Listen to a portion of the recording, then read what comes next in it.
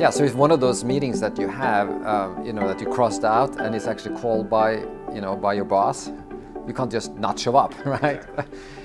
So you have to learn to say no, and you have to learn how to say no. And that is a really important skill. And there are different ways of doing that.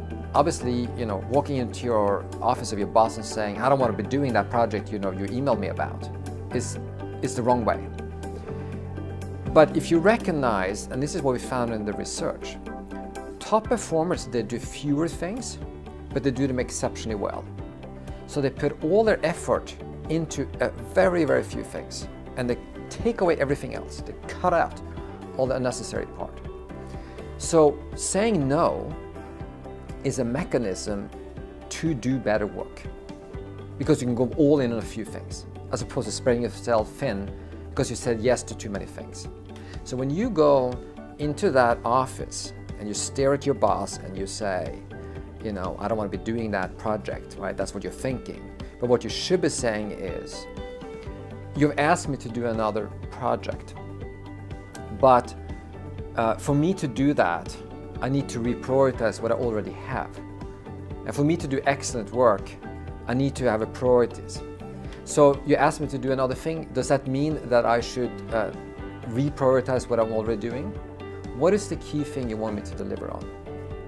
Now you're putting the burden back on your superior to prioritize, right? So it's not your burden anymore. That is an appropriate way. And you should always have that message, I'm doing this in order to do excellent work and perform better. Because obviously that's what you want me to do, right, boss? Right? So that's one way of doing it. Now, the boss then might say, well, hey, can't you do all three? Right? You got extra time, don't you? Or I know you can do all three, not just two projects.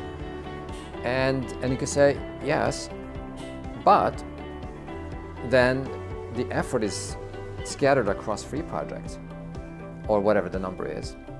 And you cannot do all of them at the same standard. So again, which ones are the most important?